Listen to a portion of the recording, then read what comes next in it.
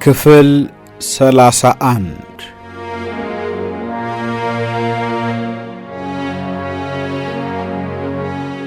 በማግስቱ ጥር 15 ቀን 1970 ዓመተ ምህረት የአራቱም ኃይል አባላት በሙሉ አንድ ላይ ምሳ በላንና እዚያው ዋልን።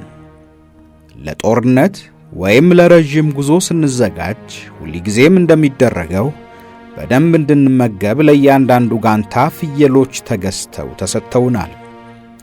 አጋጣሚ ሆኖ በዚያን ቀን የአብዮ የዋለው ከኛ ጋንታ ጋር ነበረ። ከሌሎች የኃይል አመራሮች ጋር የሚገናኝበትን የመገናኛ ሬዲዮ ከፊቱ አስቀምጦ እየተጫወተ ነው። ትኩር ብዬ ሳየው ድላይ ማታ የተናገረችው ትዝ ብሎኝ ትካዜ ተሰማኝ። እርሱም ፊቴን አንብቦ ነው መሰለኝ፣ አይዞ አማኑኤል፣ ዛሬ ማታ ውቅሮ ያለውን ጦር እንደመስሰዋለን። ድሉ የኛ ነው። እግረ መንገዳችንንም ከለላን ሰላም ብለናት እንመጣለን እያለ እየሳቀ አወራኝ። ወይዘሮ ከለላ እናቱ ናቸው። ጥርሶቹ ነጫጭና የሚያማምሩ ናቸው። በጥቁር መልኩ ላይ የጥርሶቹ ንጣት በጣም ይደምቃል። ከየአብዮ ጋር ያለን ትውውቅ ከመጀመሪያው ከስንገዴ ስልጠና አንስቶ ነው። ዘወትር ፈገግታ ስለማይለየው ብዙ ጊዜ ሲስቅ አይቼዋለሁ። የዚያን ዕለት አሳሳቁ ግን በጣም የተለየ መሰለኝ። ድላይ ማታ የተናገረችው እየረበሸኝ ስለነበረ የእርሱ ንግግር ስሜቴን አልቀየረውም።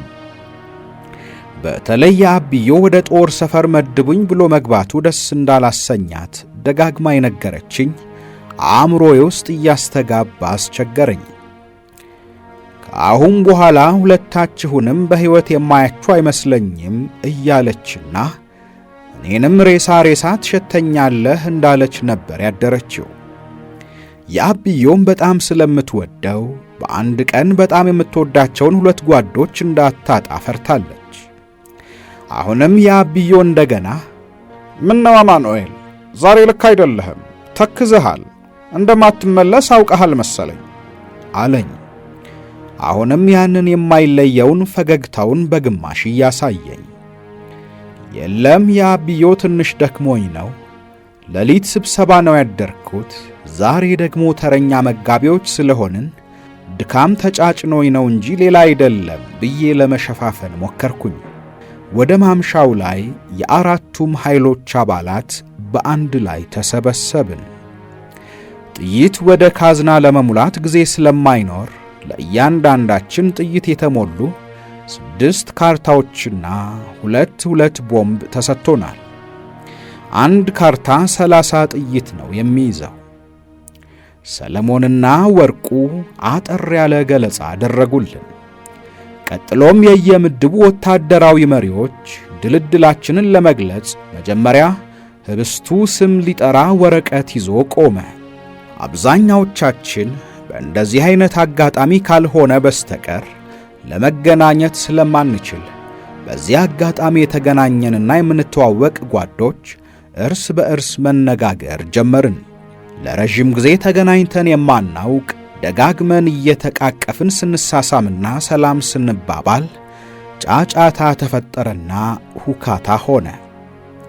በዚህ ጊዜ ሰለሞን ተነሳና ጓዶች ባካቸው ምድባቸው ሊነገር ስለሆነ ጫጫታውን አቁሙና ስማችሁን አዳምጡ። ሪሜምበር we are at a war zone ያለነው በጦር ሜዳ ቀጠና ውስጥ መሆኑን አስቡ ሲል ሁሉም ጸጥ አለ። ጸጥታው እስኪመለስ ወረቀት እንደያዘ ይጠብቅ የነበረው ህብስቱም ስም ዝርዝራችንን ማንበብ ጀመረ። በመጀመሪያ የኔ ስም ተጠራ። ብድግ ብዬ ሄድኩኝና ከበስተጀርባው ቆምኩኝ። ከኔ ቀጥሎ ስማቸው የተጠሩት በሙሉ እየመጡ ከህብስቱ ኋላ ተሰበሰብን። ከኔ ጋንታ ውስጥ ወደ ካምፕ ጨበጣ ከሚገባው ቡድን ጋር የተመደበው አንዶም ብቻ ነው።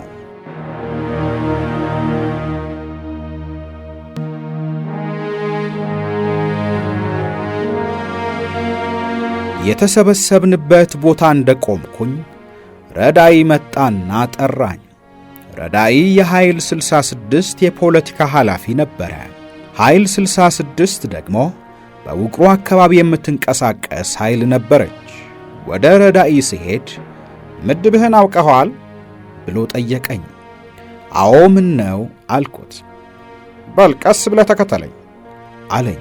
ተከትየው ሲሄድ ወደፊት ቀደም አለና ፍሱህ ገብራይንም ጠራው።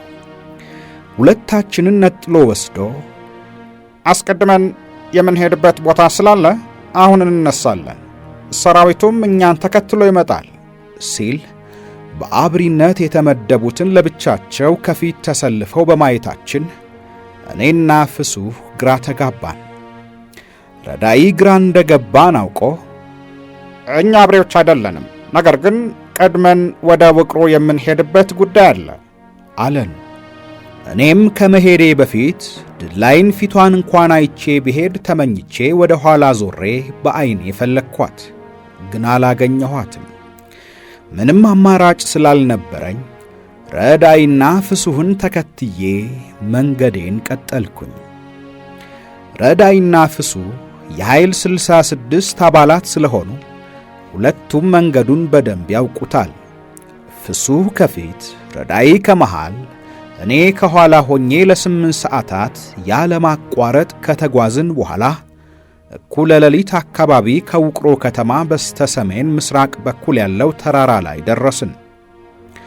የከተማው መብራት ይታየናል። ረዳኢ እዚህ መረጃ የሚሰጡን ጓዶች ይጠብቁናል። ከነርሱ መረጃውን ወስደን ስንመለስ ሌሎቹን ጓዶች ወደዚህ የመጡ ስለምናገኛቸው እናንተም ወደ የምድባችሁ ትመለሳላችሁ አለን። ኃይል 66 በወቅቱ የምትንቀሳቀሰው በውቅሮ አካባቢ ስለሆነ ከውቅሮ የድርጅቱ የከተማ መዋቅር ጋር የሚገናኘው ረዳኢ እንደነበር ገምታለሁ። የነበርንበት ተራራ ስር አንድ ትልቅ ዋርካ አለ። እርሱን ተከትለን ዋርካው ጋር ስንደርስ ዋርካው ላይ ከነበሩ 2 ሰዎች ጋር የምስጢር ቃል ተነጋገሩ። ትክክል መሆኑን ካረጋገጡ በኋላ 2 የከተማ ሰዎች ወረዱና መነጋገር ጀመሩ። እኔና ፍሱህ ከረዳኢ አጠገብ ቆመናል። ምን አዲስ መረጃ አላቸው ብሎ ጠየቃቸው ረዳኢ። በእኛ መረጃ መሠረት ደርግ ጥቃት ለማድረስ እንደምትመጡ ሰምቷል። ስለዚህ ከ12 ሰዓት በኋላ ከተማ ውስጥ ያለው ወታደር በሙሉ ወደ ካምፕ እንዲገባ ታዟል። በካምፑም ዙሪያ ምሽግ ተቆፍሯል። ከዚህ በተጨማሪ ከአዲግራት ረዳት ኃይል መጥቶ እናም በደንብ ተዘጋጅተው እየጠበቋችሁ ነው። እኛ ያገኘነው መረጃ ይሄው ነው። ከዚህ በኋላ ያለው ውሳኔ እናንተው ጉዳይ ነው ብሎ አንደኛው ነገረውና ከጓደኛው ጋር ሄዱ። ከነዚያ ሰዎች አንደኛውን ሌሊት ተመልሰን ጋራውን ስንወጣ አየሁት። ስለዚህ ሁለቱም ተመልሰው ከኛ ጋር ተቀላቅለዋል ብዬ አሰብኩኝ።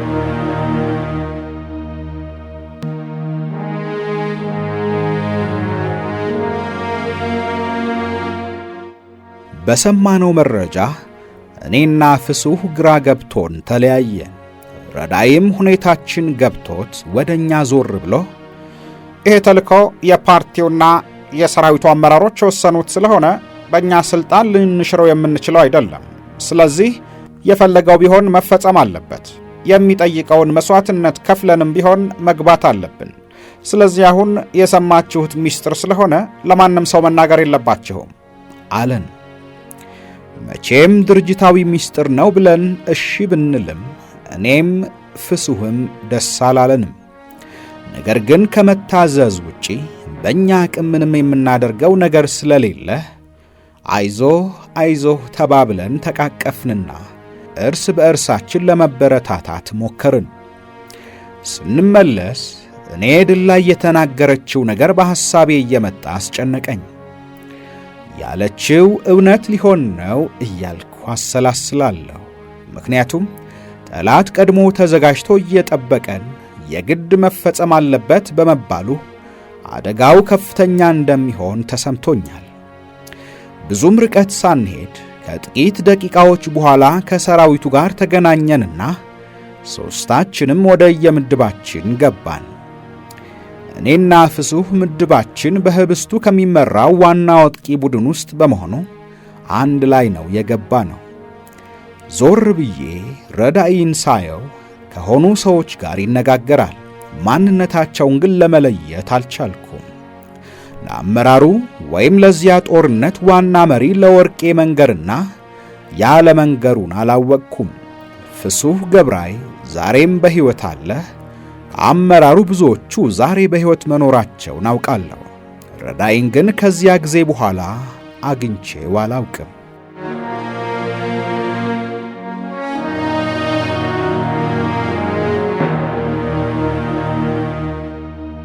የአደገኛው ተልእኮ ፍጻሜ። ወደ ካምፕ ከሚገቡት 2 ቡድኖች አንዱ በህብስቱ የሚመራው እኔ የነበርኩበት ቡድን የመጀመሪያውን ተኩስ መክፈት ነበረበት።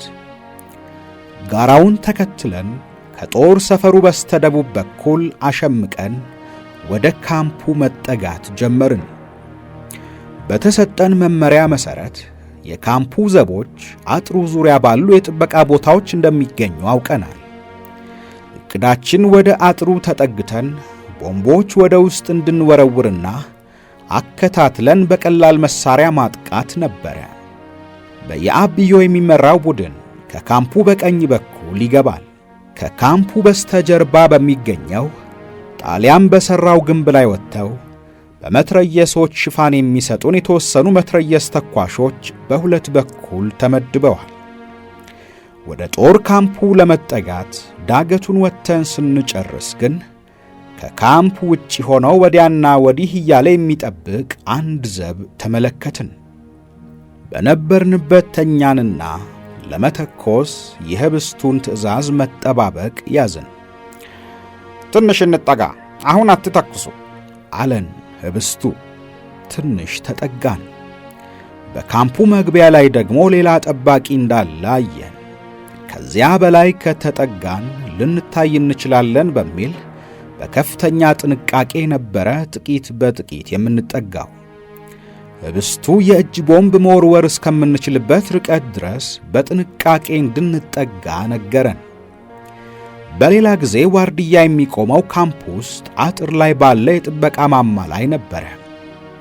በዚያን ዕለት ግን መምጣታችንን ስላወቁ ይመስላል ጥበቃው ወጥቶ ነበር የሚጠብቀው። ዋርካው ጋር ያገኘናቸው ሰዎች እውነታቸውን ነበር አልኩኝ በልቤ። እንዳደፈጥን ወደ ዋርድያው ትንሽ ጠጋ ብለናል። እንምታው በማለት በሹክሹክታ ጠየቅኩት። የለም አትምቱ፣ ዝም ብላችሁ ተጠጉ፣ የእጅ ቦምብ ለመወርወር እንድንችል ትንሽ እንቅረብ አለ ህብስቱ። እኛ ከአሁን ሊያየን ይችላል በሚል ልንቀድመው ነበር የፈለግነው። ቢሆንም ህብስቱ በፈለገው ርቀት ለመቅረብ ተዳርሰናል። ነገር ግን የቀረችንን ርቀት ለመጠጋት ስንሞክር ዘቡ አየን። ልክ እንዳየን በድንጋጤ እየጮኸ ወደ ኋላ በሩጫ ተመለሰ። እኛም እየሮጥን ተከተል ነው። ልንደርስበት ስንል ግን እነርሱ ቀድመው ቶክስ ከፈቱብን። በመትረየሶች የለቀቁብን የቶክስ ዝናብ በአንድ ጊዜ አካባቢውን አናወጠው። የኃይል 27 መትረየስ ተኳሾች ከበስተጀርባችን ሽፋን እየሰጡን ነበረ። አጠገባችን የተከመሩ ድንጋዮችና የእንጨት ግድግዳ ያላቸው ጎጆዎች ስለነበሩ እኔና ሮምሃ በአንዱ ጎጆ ተከለልን። ጎጆው የእነርሱ ዘብ ይጠብቅበት የነበረው ቦታ መሆኑ ነው። ያለነው ከነ ህብስቱና ከነ አብዮ መካከል ነበረ። የሚተኮስብን ቶክስ በጣም ኃይለኛ ከመሆኑ የተነሳ በፍጹም መንቀሳቀስ አልቻልንም። ከኛ በስተጀርባ አርፒጂና መትረየስ የያዙ ጓዶች ምሽግ ይዘዋል። አርፒጂውን የያዘው ብርሃነ ነበረ። መትረየስ ተኳሹ በተቻለው መጠን ሽፋን መስጠቱን ቀጥሏል። በሁሉም አቅጣጫ ቶክስ ተከፍቷል። ከነ የአብዮ ጋር የተመደበው መትረየስ ተኳሽ ቢራራ ከፊት የሚተኩስበት የወታደሮቹ መትረየስና ከባድ መሳሪያ በጣም ስላየለበት ምንም ማድረግ አልቻለም። እኛ ከለላ ያደረግነውን ጎጆ በባዙቃ ሳቱት። ከኛ በታች ያሉት ህብስቱና ጌታሁን የተከለሉበት ቤት በባዙቃ ተመትቶ መንደድ ጀምሯል። በዚህ መሃል አንድ ጓድ ጎንበስ ብሎ በአጠገባችን ውልብ ሲል አየሁት። ለምን እንደሆነና ወዴት እንደምሄድ አሰብ አድርጌ ገርሞኛል። ነገር ግን የጦፈ ውጊያ ውስጥ ስለገባን ፋታ አላገኘሁም። ወዲያው ደግሞ ወታደሮቹ ወደ ማን ላይ ነው የምትተኩሰው ሲባባሉ ተሰማኝ። ከትንሽ ጊዜ በኋላ ደግሞ የካምፑን በር ከፈቱና ጎትታ አስገባው ሲባባሉ ሰማሁ። ነገር ግን የሚናገሩትም ሆነ የሚያደርጉት ነገር አልገባኝም። ምናልባት ተመቶ የወደቀ የእነርሱ ሰው እንዳለ ነበር የገመትኩት። በበሩ ለወጡት የሽፋን ቶክስ ለመስጠት ፈልገው ነው መሰለኝ ኃይለኛ ቶክስ አከታተሉ።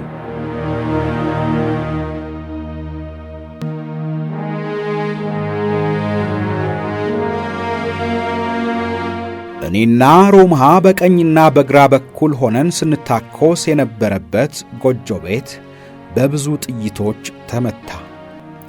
የተደገፍኩበት እንጨት በጥይት ተመቶ ሲሰነጠቅ እኔ የተመታሁ መስሎኝ ተመትቻለሁ አልኩት ለሮምሃ።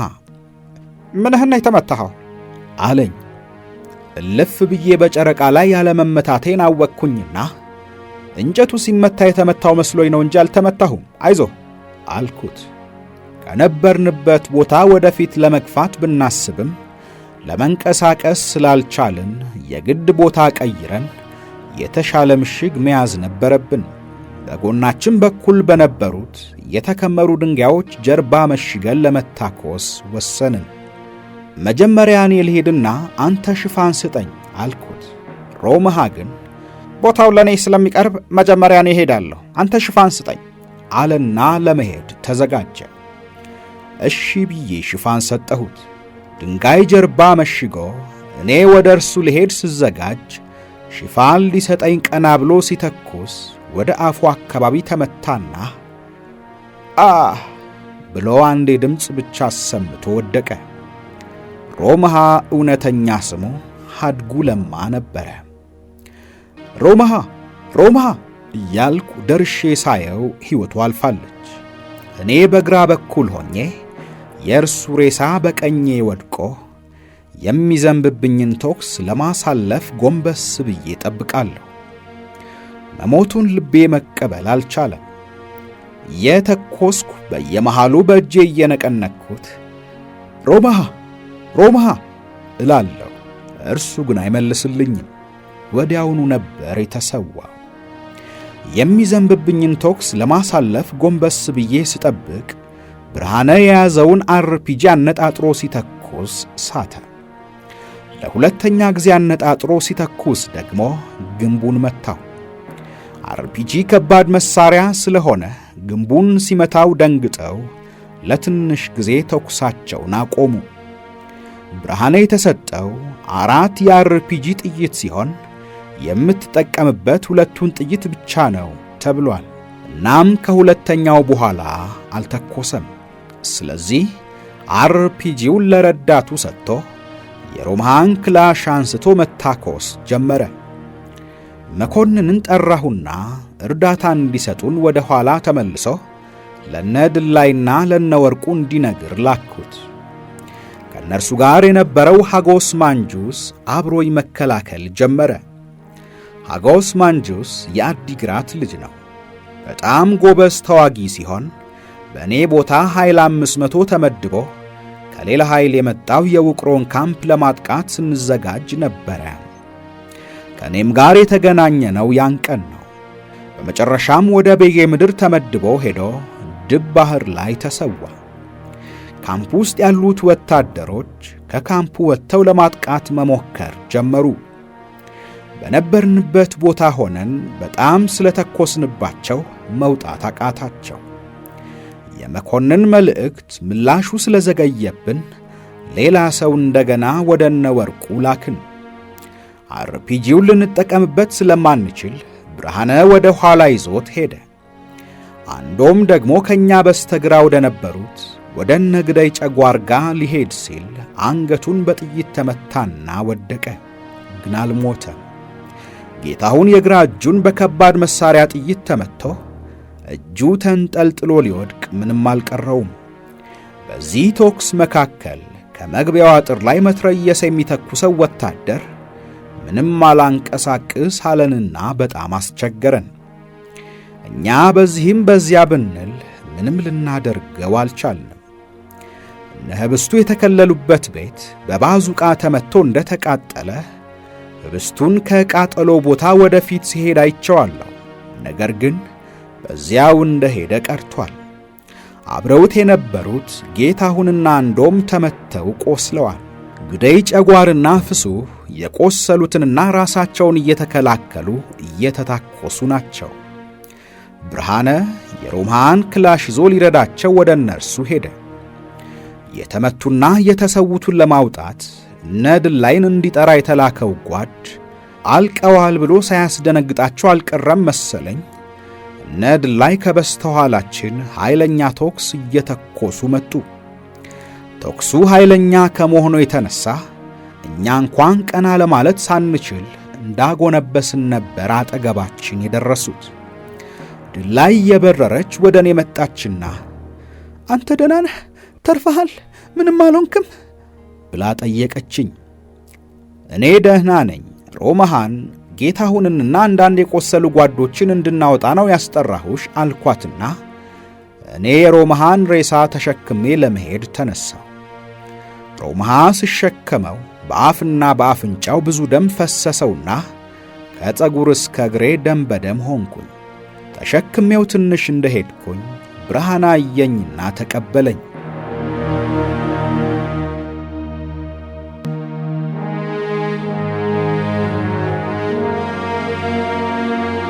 የሮምሃን አስክሬን ለብርሃን እንደሰጠው ቢራራን አየሁትና ወደ እርሱ ሄድኩኝ። ትንሽ ቆይቶ በአጠገባችን ውልብ ብሎ ያለፈው ህብስቱ እንደነበረ ሰማሁ። ህብስቱ በስር በኩል አጎንብሶ ወደፊት ሄዶ በ50 ካሊበር እየተኮሰ አላፈናፍን ያለንን ወታደር ባለበት ቦታ ላይ ወጥቶ ዘረረው። ከዚያም የ50 ካሊበሩን ወደ እነርሱ አዙሮ ሊተኩስ ሲል ተመቶ ከአጥሩ ስር በሩ አጠገብ እንደወደቀ ሰማሁ። ቀደም ብሎ ሲነጋገሩ የሰማኋቸው ቃላት ትርጉማቸው ገባኝ። ጎትተው ያስገቡት የህብስቱን አስክሬን ነበረ ማለት ነው። ከእኔና ከቢራራ ፊት 2 ጓዶች አንድ አስክሬን በቃሬዛ ይዘው እያለፉ ነው። ቢራራም አማኑኤል አለኝና በቃሬዛ የሚሄደው የማን አስክሬን እንደሆነ ታውቃለህ? አለኝ። በጣም አዝኗል። አልመለስኩለትም። የአብዮና ቢራራ አንድ ቡድን ውስጥ እንደነበሩ ትዝ አለኝ። ምን እያለን እንደነበረ ተረድቻለሁ። ሰውነቴ የባሰውን ሲግል ተሰማኝ። ጭንቅላቴ ሊፈነዳ ደረሰ። ግን በተቻለ መጠን የሆነውን ላለማመንና ከራሴ ጋር ለመታገል ፈለግኩኝ። ጠጋ ብዬ ቢራራ የአብዮ ነው ብዬ ጠየቅኩት። አይደለም የሚል መልስ እንዲሰጠኝ አምላክን እየተማጸንኩኝ ነበረ። ዝቅ ባለ ድምፅና ጉትት ባለ አነጋገር አዎ አለኝ። የፈራሁትን ቃል ስሰማ ጆሮዬ ስር እንደፈነዳ የቦምብ ድምፅ ጭንቅላቴን በጠበጠው። በቆምኩበት ቦታ ራሴን ይዤ ቁጭ አልኩኝና ደንዝዝ ብዬ ለአፍታ ቆየው። ቀስ እያሉ እምባዎቼ ዱብ ዱብ አሉ። በተቀመጥኩበት አንገቴን ወደ መሬት ደፍቼ አለቀስኩኝ። ቢራራ እንደነገረኝ የአብየው 2 የእጅ ቦምብ ወርውሮ ከባድ ጉዳት አድርሶባቸው ለ3ኛ ጊዜ ለመወርወር ሲሄድ ነበር የተመታው። እምባዬን እንደምንም ገትቼ ቀና ስል ድላይና ፍሱህ ጌታሁንንና አንዶምን ተሸክመው ሲወጡ አየኋቸው። ድላይ ያለቀሰች ጌታሁንን ተሸክማ እየወሰደችው ነበረ። በኋላ የራሱን ስቃይ ትቶ አይዞሽ ጓዴት በርቺ አይዞሽ እያለ አንጀት በሚበላ ንግግር በማበረታታት እርሷን ለማጽናናት ይሞክር እንደነበረ ነገረችኝ። በመጀመሪያ 2ቱም አልሞቱም ነበረ። ጥቂት ሄደት እንዳልን ግን ጌታሁን አበቃለት፣ ሕይወቱ አለፈች። አንዶምን ግን ቃሬዛ ሰርተን ይዘነው ሄድን። የያብየውን አስክሬን ከውጊያ ቦታ አውጥተናል። የህብስቱን አስክሬን ጎትተው ወደ ካምፕ ውስጥ ስላስገቡት ምንም ማድረግ አልቻልንም። ሮምሃን የቀበርነው ራቅ ብለን ወደ ተራራው ከመድረሳችን በፊት ባለው ለጥ ያለ ሜዳ ላይ ቢሆንም ለወታደሮቹ ስለምንታያቸው እየተኮሱብን ነበርና በደንብ እንኳ መቆም ተቸግረን ነበረ። ራሳችንን አጎንብሰንና ፈጠን ፈጠን እያልን ለጓዶች የሚደረገውን የስንብት መዝሙር እንደ ነገሩ ዘምረን ቀበር ነው። ከዚያም ወደ ምስራቅ በኩል የበረሃውን አቅጣጫ ይዘን ስንሄድ ሌሎች ጓዶችን ሰብሰብ ብለው ቆመው አገኘንና እናንተን እየጠበቅን ነበር አሉኝ። አጠገባቸው ጉድጓድ ቆፍረው ጎን ላይ የያብዩ አስክሬንን ለመቅበር ተዘጋጅቶ ተመለከትኩኝና ምን ሆናችሁ አልኳቸው። አንተን እየጠበቅን ነበር አለኝ አንዱ ጓድ። የአብዮ የውቅሮ ልጅ ነው። አስክሬኑን ከዚህ በኋላ ርቀን ይዘን ልንሄድ አንችልም። ጉድጓድ ቆፍረናል። እዚህ ከቀበርነው ግን በውቅሮ የደርግ ሰዎች ማንነቱ ስለሚታወቅ አስክሬኑን ሊያወጡት ይችላሉ ብለን ሰጋን። ከዚያም በላይ ሌላም መዘዝ ሊያስከትል ይችላል።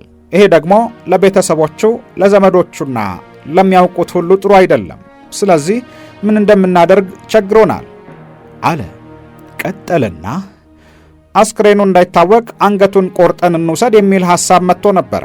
ከበደን፣ መስማማትም አቃተን። አማኑኤል በቅርብ ስለሚያውቀውና የኃይል መሪውም ስለሆነ እርሱም ብናማክር ይሻላል በማለት ነው የፈለግነህ አለኝ። የየአብዮ እናትና እህት ትዝ አሉኝ። እናቱ አንዳች ነገር ቢሰሙ ወይም ቢያዩ የሚከተለውን አስቤዋለሁ። ነገር ግን ዓይናችን እያየ በገዛ እጃችን አንገቱን መቁረጥ ውስጤን እምቢ አለኝ። እናቱን ሳስብ ደግሞ ግራ ገባኝ። ጭንቅላቴ ጭው አለብኝ። መጀመሪያ መሞቱን ስሰማ የተሰማኝ ስሜት አሁንም እየሞከረኝ ነው።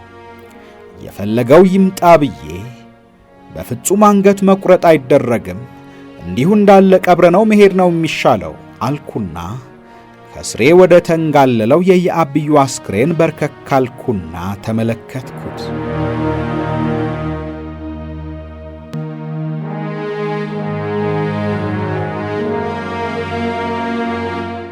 የአብዮ የተመታው በስተግራ በኩል ከዓይኑ ትንሽ ዝቅ ብሎ ነበረ። ትንሽ የደረቀ ደም ፊቱ ላይ ከመታየቱ በስተቀር ሰውነቱ በሙሉ ደም የለበትም። የግራ እጄን በአንገቱ በኩል አስገብቼ አንገቱን ቀና አደረግኩኝና ግንባሩን ሳምኩት። ዓይኖቹ እንደ ሞተ ሰው ሳይሆን እንቅልፍ እንደወሰደው ሰው ተከድነው ፊቱ ላይ የጸጥታ መንፈስ ሰፍሯል። ማስታወሻ እንዲሆነኝ ብዬ ቀበቶውን አውጥቼ ወሰድኩኝ። አሁንም እንደገና አየሁትና ቀኝ ጉንጩን ጎንበስ ብዬ ስስመው ወደ ሀፍተይ የሚል ድምፅ ጆሮዬ ላይ ጮህብኝ ጀመረ። እምባ በዓይኖቼ ሞላ። የልቤ ምት ጨመረ። ሆዴ ተንሰፈሰፈ። ራሴን መቆጣጠር አልቻልኩም። አስክሬኑን እንዳቀፍኩኝ ስቅስቅ ብዬ ማልቀስ ጀመርኩኝ። የቆሙት ጓዶች ምን እንደሚያደርጉኝ ግራ ገብቷቸዋል። ቢጠብቁኝ አልነሳ ብያቸዋለሁ። በኋላም ቢራራ ጎንበስ ብሎ ትከሻዬን ያዘና በቃ ተነስ አለኝ። ይሻል አልኩትም። በሁለት እጆቹ ግራና ቀኝ ትከሻዬን ይዞ ሊያነሳኝ ሞከረ። አልተነሳሁም። በመጨረሻ ከአንድ ጓድ ጋር ተጋግዘው በግድ እየጎተቱ አነሱኝና ወደ ኋላ አድርገውኝ አስክሬኑን መቅበር ጀመሩ። አስክሬኑን ወደ ጉድጓድ ጨመሩና አፈር አለበሱት። ሁላችንም በተጠንቀቅ ቆመን የኢሕአሰን የስንብት መዝሙር በአንድ ድምፅ ዘመርን። የአብዮን ቀብረን ስንሄድ በፍጥነት እንድንደርስ ስለተነገረን የሮጥን የቀደሙትን ጓዶች ደረስንባቸው። ስንደርስ አንዶም በሕይወት ነበረ፣ ይነጋገራል። የተመታበትን ቦታ በጨርቅ አስረን በተቻለን መጠን ደሙን ለማቆም ሞከርን። የፈለግንበት ቦታ ከውቅሮ በስተ ምስራቅ በኩል የሚገኘው አጽበ ደራ ወረዳ ይባላል። ተራራዎቹን ከወጣን በኋላ ሜዳ ነው። ከሜዳው በስተ ምስራቅ በኩል ያሉት ዳሎልና የደንከል በረሃ ናቸው። እኔ ሮመሃን ሲሸከመው በአፉና በአፍንጫው የፈሰሰው ደም ከላይ እስከ ታች ድረስ አልብሶኛል። ሮመሃን ተሸክሜ ትጥቄን ለመያዝ ስላልተመቸኝ ለአንድ ጓድ ሰጥቼው ይዞ ቀድሞ ሄዶ ነበረ። ድላይና ፍሱህ ገብራይ ደግሞ ጌታሁንን ሲሸከሙ ሰውነታቸውም ልብሳቸውም እንደኔ በደም ተነክሯል። እነርሱ ከኔ በፊት ተራራውን ወጥተዋል። እኔና ብርሃኑ ምክትል ጋንታ መሪዎች ስለሆንን የተወሰኑ ጓዶችን አሰባስበን እየተጓዝን ነበረ።